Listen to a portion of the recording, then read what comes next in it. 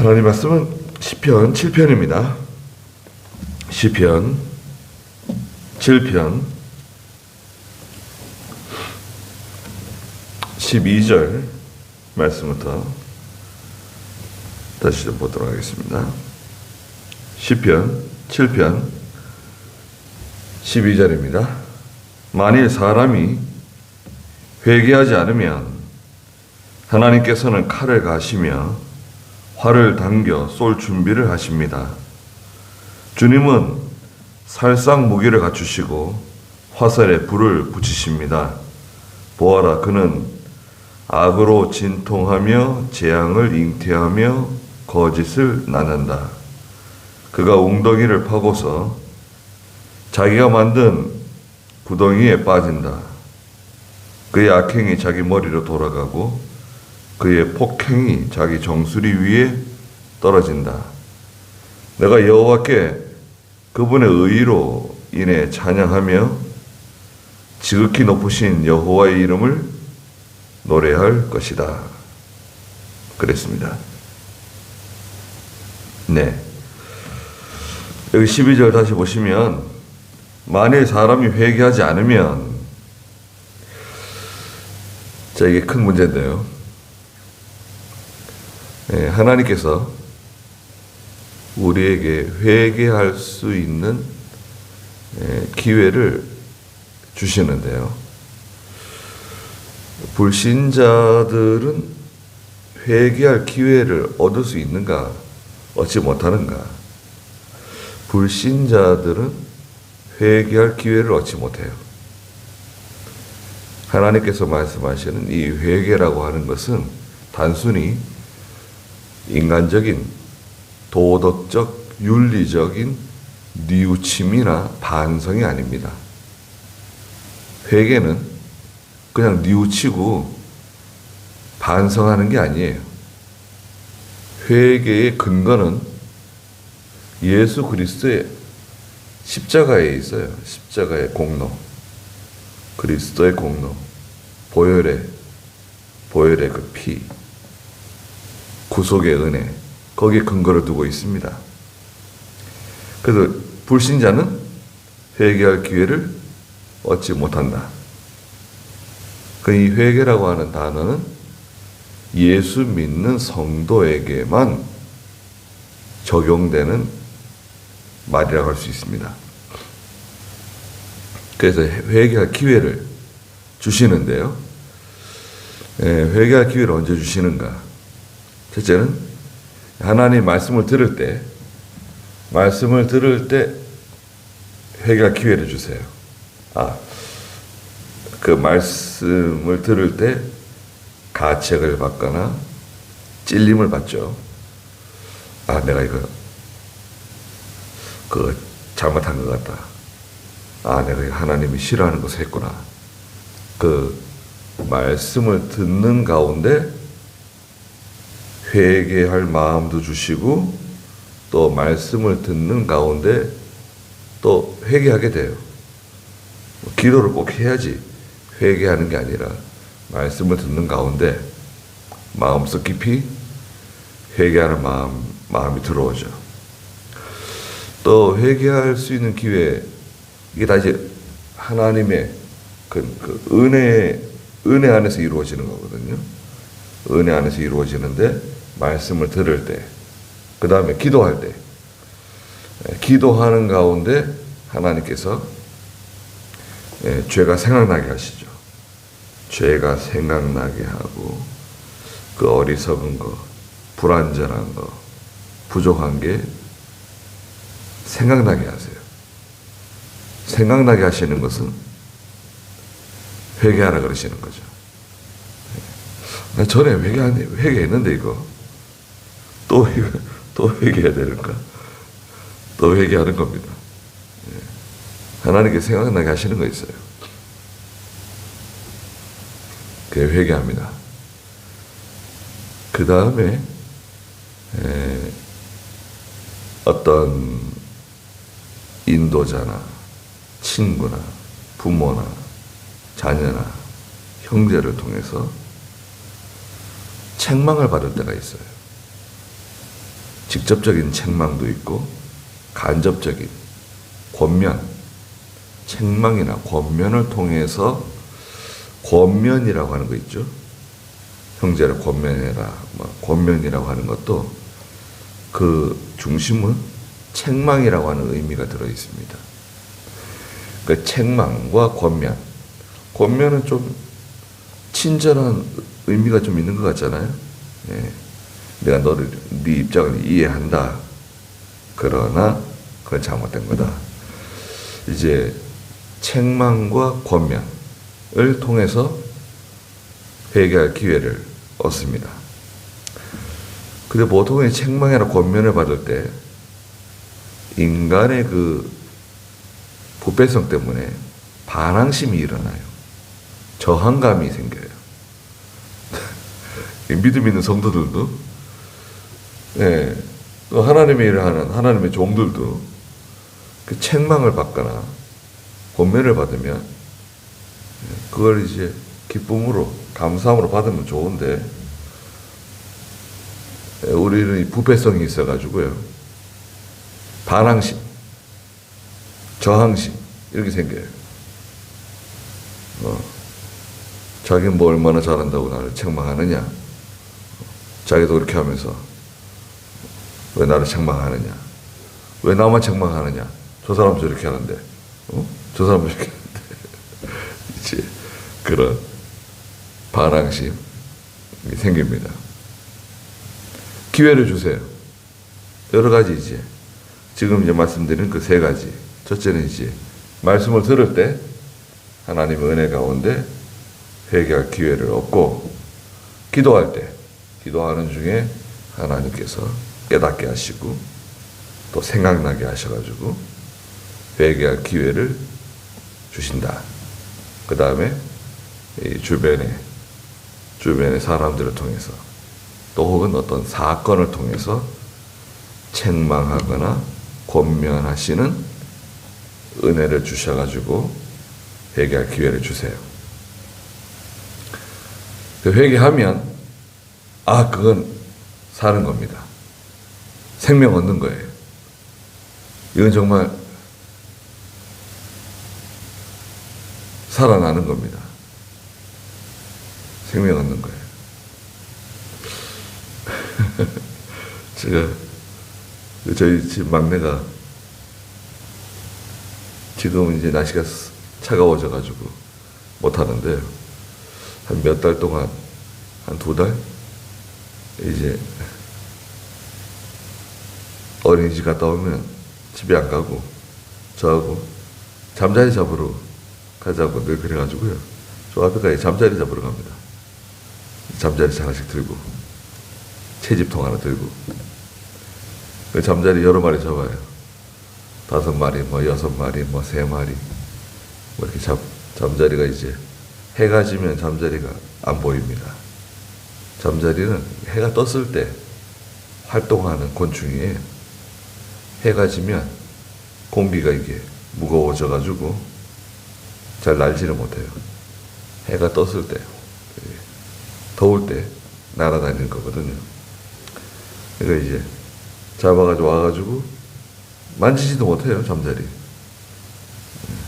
제가 이렇게 이거 만져봐라 이렇게 잡아주고 이제 만져보고 그러는데 제대로 만지지도 못해요. 한참 보다가 이제 집에 들어가기 전에 또 살려줍니다. 또 살려줘요. 제가 그걸 보면서 그런 생각이 들었어요. 야, 잠자리가 뭐 살면 얼마나 살겠어요. 한철, 뭐 가을 한철 살다가 날씨가 서늘해지면 죽는 건데요. 잠자리 뭐 사마귀 다 그렇잖아요. 곤충들 뭐 메뚜기 이런 것들 다 마찬가지입니다. 날씨 서늘해지고 이러면 죽어요. 근데 그 살려주면요, 잠자리가 그 날아가는 것을 보면 이제 죽는 건데 다시 사는 거 아니에요. 여러 가지 생각이 들더라고요. 하나님께서 우리에게 그 회개할 기회를 주시는데 그 회개할 기회는 여러 가지 과정을 통해서 우리에게 깨닫게 하시는데 회개하면 생명 얻는 겁니다. 사는 거예요. 아니, 뭐가 사냐? 영적 생명이 소생함을 얻어요. 그 회개하는 사람이 깨닫는 겁니다. 회개하면 영적 생명의 역사가 다시 소생해요. 살아나요. 왜? 깨끗해지니까요. 깨끗해지잖아요. 깨끗해져야 요한복음 15장에서는 열매를 맺는다. 가지가 깨끗해야지 열매를 맺는 거 아니냐. 깨끗해질 수 있습니다. 근데 여기서는 이제 문제가 뭐냐? 회개하지 않으면 이거예요. 네.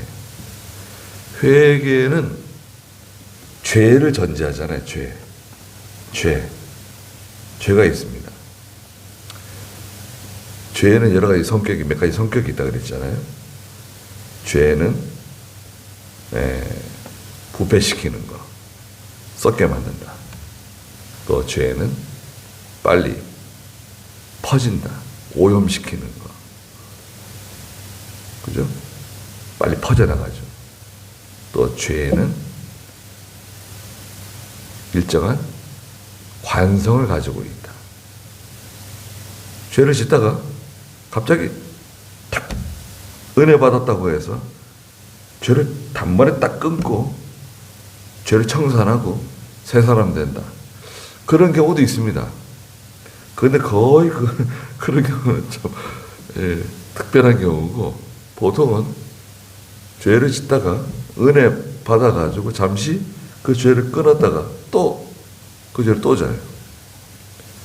왜? 그 죄를 오랫동안 그 죄를 짓다 보면 이 관성이 생겨가지고요. 이게 빨리 서지는 못해요. 얼마 동안 계속 가는 거예요. 예수 안 믿던 사람이 교회 나오면서 은혜 받고 신앙생활하고 예배생활하고 기도생활해도 또 이 죄를 또 짓고 나가는 거예요. 죄를 끊지를 못해요.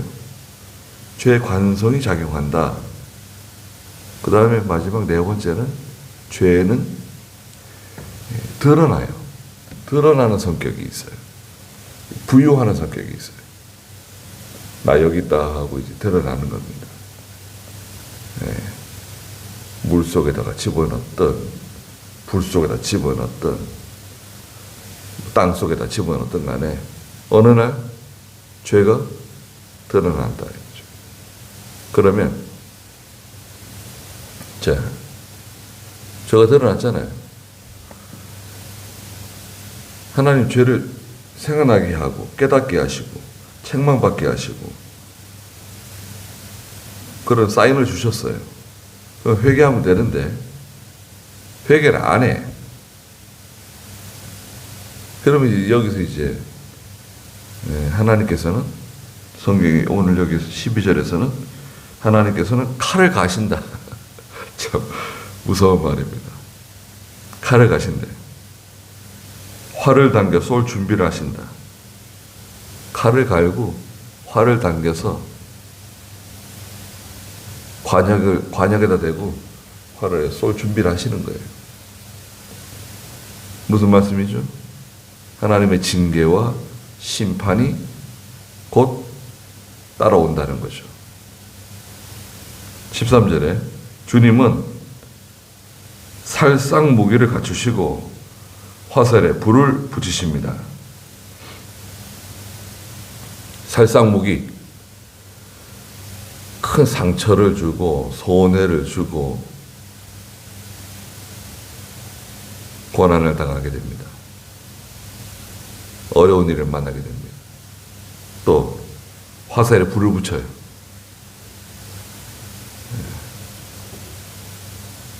다 불살라 버리는 거예요.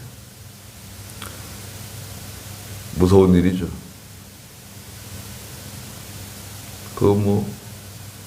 공장에 불이 나는 거, 집에 불이 나는 거. 이렇게 사람들이 싸우다가 다 불을 낸대요. 참. 싸우다가 왜 적당히 하다가 그냥 그만두고 서로 화해하고 그러면 좋은데 그게 잘 안 되는 거죠. 14절에 보아라, 그는 악으로 진통하며 재앙을 잉태하며 거짓을 낳는다. 악으로 진통해요. 야고보 1장 15절에서는 욕심이 잉태한 즉 죄를 낳고 죄가 장성하면 사망을 낳는다. 그러셨잖아요. 그거 한번 좀 읽어주시겠어요? 욕심이 잉태하면 죄를 낳고 죄가 장성하면 사망을 낳는다. 욕심을 가지고 있으면 죄를 짓게 된단 말이죠. 죄를 계속해서 짓고 나가면 하나님의 징계가 내려온다 이거죠. 사망이. 실제로 뭐 죽지 않아도 영적으로는 하나님에게서 멀리 떨어지는 거죠. 어떻게 열매를 맺겠어요? 악으로 진통하고 재앙을 잉태하며 거짓을 낳는다. 전에 개혁성경에서는 괴휼을 낳는다. 괴휼이 거짓이에요. 남 속이는 거. 그러니까 지금 이 사람이 거짓말해요. 이 사람 참 뻔뻔해요. 거짓말을 얼마나 하는지, 말은 얼마나 잘하는지. 거짓말해요. 그 거짓의 이면, 거짓의 그 가려진 곳에는 뭐가 있죠? 재앙이 있고 거기에 악이 있는 거예요. 그 사람 속에는 이미 악이 가득하고 하나님의 재앙이 임한 거예요. 지금 당장 그것이 드러나지 않았어도 이 사람은요 15절에 보니까 이 거짓을 행하는 사람 있잖아요. 이 사람은 자기가 이제 웅덩이를 파요. 그가 웅덩이를 파고서 자기가 맞는 구덩이에 자기가 빠진다는 거예요. 에스더서에서는 누가 나옵니까? 그 유명한 하만이라고 하는 사람이 나오죠. 하만이 모르드게를 죽이려고 장대를 높이 세웠죠. 자기가 만든 구덩이에 자기가 빠진다. 아니 모르드게가 뭘 그렇게 잘못해가지고 모르드게도 죽이고 그 유다 백성들을 다 죽이겠다고. 그 사람이 하만이 하는 일은 거짓된 거죠. 거짓된 것이고 또 이미 재앙을 받은 것과 같습니다. 당장 재앙이 임하지 않았어도 결국 하나님의 재앙이 임합니다. 거짓말하는 사람은 자기가 판 웅덩이에 자기가 빠져요. 그 내가 거짓말한 것을 회개하면 어떻게 될까요? 저 사람이 거짓말했어요. 그래서 저 사람 상종 안 해요. 저건 악이고 하나님의 재앙을 받은 사람이 상종할 수 없어요. 그 분리했어요. 분리됐습니다. 저 사람이 자기의 거짓을 회개했어요. 회개하면 어떻게 다시 합할 수 있나요? 다시 그 사람을 포용해 줄 수 있는가요? 네, 포용해 줄 수 있습니다. 회개하면, 아이, 저 사람 때문에 우리가 얼마나 고통당하고 우리가 얼마나 비참해지고 얼마나 손해를 봤는데 저 사람 포용해 주느냐. 포용해 줄 수 있습니다. 회개했다고 하면. 포용해 줘야 돼요. 그게 성경입니다. 포용 못한다. 저는 아주 끝장내야 된다. 그렇게 하면 안 됩니다. 세상 법은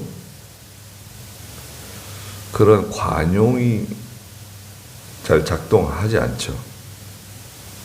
세상 법은 관용이 잘 작동하나요? 살인죄를 짓고 감옥에 들어가서 모범수로 한 10년 살면 가석방? 그런 거 있죠. 또 뭐 한 사람이나 죽여야지 뭐 여러 사람 죽이고 그런 사람은 가석방 되기 쉽지 않죠. 가석방 없죠. 죽을 때까지 뭐 무기징역으로 사는 거예요. 우리는 사형을 잘 지금 하지 않는데 저는 사형제도를 찬성하는 사람입니다. 성경에는 사람을 죽인 사람은 기본적으로 사형이에요. 인신매매, 사형, 계획적인 살인, 사형. 그 사형에 해당되는 사람들 있잖아요. 성경 그대로 세상 법에 적용하지 않더라도 오늘날 그 여러 사람 죽였는데도 사형 안 시키는 사람들이 있습니다. 감옥에 집어넣어놓고 관리합니다. 사형수 한 사람당 1년에 3천만 원 들어가요. 국가 예산이. 3천만 원. 감옥에 집어넣지만 그 사람 보호하는 거예요. 먹여주고, 재워주고, 입혀주고, 또 그 사람 또 관리하는 여러 그 교도관들 비용, 난방 비용, 뭐 여름에 또 겨울은 겨울대로, 여름대로 그 비용 다 들어가잖아요. 1년에 3천만 원. 사형수 한 명당. 웬만한 사람 3천만 원이면 아이고 참.